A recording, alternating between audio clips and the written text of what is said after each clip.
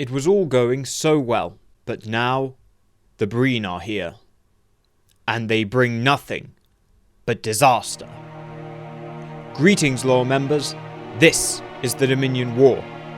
Now, last month, after making some gains in the north, centre and south, the tables were completely turned on the Allies, with the Breen entering the war. And so far, they seem unstoppable. And this month, November 2375, the Breen advance. Only Klingon ships are immune to the effects of the energy dampening weapon, and so it's on the Klingons basically to hold the entire Dominion back. Now, that isn't quite as Herculean as it first sounds. The Breen only currently field 4 fleets. They haven't been engaged in a protracted period of war production. And generally what the Breen are actually doing is penny packeting their ships out among the various Dominion fleets. You only need a few Breen ships with energy dampeners to win the course, to change the course of a battle. And that's what the Dominion are doing. So what that actually means is by having just enough Klingons on every front whose orders are to go for the Breen, well, as long as the Jem'hadar and Cardassians don't carry these weapons, these energy dampeners, you just need the Klingons to make sure that they engage the Breen, get to the Breen ships, and stop them from destroying the Federation and Romulan ships, and then allowing those ships to engage the other Dominion vessels. So it isn't quite the Herculean effort that it first seems. However, most of the Klingon forces are situated way down in the south, and will need to rapidly redeploy. But before that happens, the Breen will continue their advance. The Breen destroy a Federation fleet at Casperia and cut off the Romulan Federation task force that invaded the Cardassian north, the Federation fleet being destroyed at Kuela, whilst the Romulan Praetorian Legion goes dark. And then when they are joined by the elements of the Jem'hadar Breen fleet that drove the Romulans out of Delta Sigma 925, they are then able to push forward and go as far as Cerebus, whilst in the centre, Dominion forces advance up to Actium, driving the Federation completely out of the central front and actually now re-entering Federation space, which they haven't done for quite a while. Their plan here is to actually cut off Bajor, because now you can see on the front lines that you have basically these 2 pincers projecting out from Cardassian space, and potentially, if they are able to encircle Bajor, they will be able to cut off the real linchpin and main base that is Deep Space Nine, and it is the main hinging point for any future invasion of the Cardassian Union. And the Dominion knows this. That's why they're looking to try and cut it off now, so that the Allies never again get a chance to invade through Chintoka. So with the support of the Breen, the Dominion have been able to push forward in the north and centre. And actually, even in the south, where the Breen haven't been deployed, they are making a difference, because the Klingons have been forced to redeploy away from their fishhook manoeuvre. The Klingons had the Cardassians really in a vice-like grip and were really threatening to completely cut them off and just obliterate them. That is no longer the case, because the Klingons have been forced to withdraw so that they can cover that front line where other Klingon battle groups further north go to support the front line elsewhere and counter the main Breen attacks.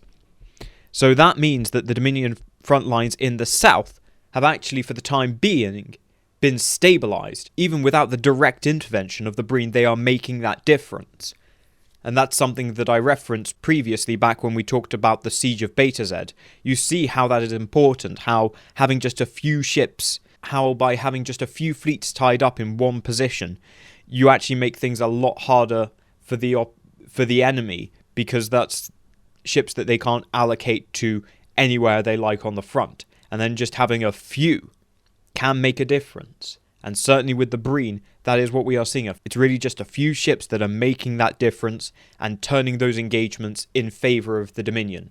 Even further south, we see that the Romulans are driven from Avenel by the joint Cardassian Order and a Jem'hadar fleet. It was a tenuous gain and wasn't really being supported. It was more that Romulan fleet just seeing what they could do, but obviously they've been driven back, and again, they'll fade into deep space keep their head down, wait for their chance. So overall, it appears at first that everything is going the way of the Dominion, and they are back on the offensive. The Dominion are once again driving forward into the Federation, will soon crush the Allies and conquer the Alpha Quadrant. Or so it seems. But in reality, that's not the case. You'd think, with the war suddenly going in the Dominion's favour, that Cardassian morale would be at an all-time high, but that's not the case. The Cardassians don't really care for the Breen, and don't really care for fighting alongside them. Especially when some of them have realised that they're going to lose certain systems in the Cardassian Northern Territories to the Breen. This has resulted in Legate Damar, as well as several of his officers, launching a rebellion. Remnants of the First Order, the reformed Ninth Order, and elements of the Third Order attack Rondak. Rondak doesn't necessarily have much in the way of Cardassian infrastructure. What it did have was a Vorta cloning facility, and the Cardassians very specifically went out of their way to destroy that, given how much they disliked the Vorta. Now, in terms of its overall impact on the war, its impact is limited, although psychologically it does cause a lot of Cardassians to, reconsider their own willingness to fight. Maybe they're not going to full-on rebel, but maybe they're not going to go forward so easily anyway. Maybe we'll just say, we'll defend Cardassia now, and you and the Breen can go off and do the offensives. That's certainly a talking point among Cardassian officers. So the result of this is that a Jem'hadar fleet and that the two Cardassian joint orders move to arrest the Third and Ninth Orders. It's not so much that they are destroying the fleets entirely. What it is they are showing up and replacing officers who they suspect might be of questionable loyalty to the Dominion. But those are often the best and most experienced officers, and if this gets repeated across the entire Cardassian fleet, it won't be long before the Cardassian fleet is being commanded by teenagers. However, Damar and his rebels continue to elude the Dominion. Furthermore, to secure Cardassian space, they have deployed a Breen fleet to Cardassia Prime to aid the Vorta in maintaining order there. Most of Cardassia is not in open rebellion. This is really a small group of men loyal to Damar. The Dominion still has most of the Cardassian fleet engaged. However, the Cardassians are not really certain of their own loyalties and certain of their willingness to go forward. And the Dominion is not certain of Cardassian loyalties, and whether or not that they're all on the brink of rebelling at any moment. So we'll probably see that Cardassian front being broken up potentially, or at least having more of these political units like the Joint Orders deployed there in order to maintain political control of those Cardassian fleets. The Joint Orders are loyal to the Founders first and foremost. I'll do a proper video covering the Joint Orders. I said that ages ago. I will do it because they are interesting. But essentially it means that the Cardassians can no longer be relied upon. The Dominion have Jem'hadar. They don't have as many as they'd like. And they have the Breen.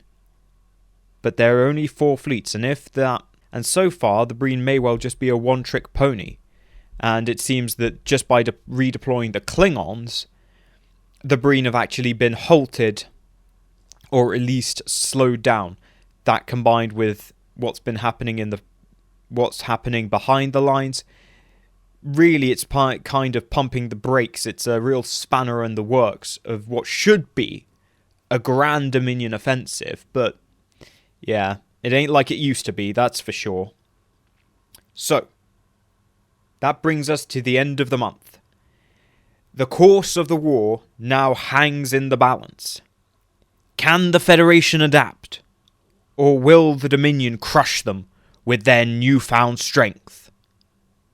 See you all next time.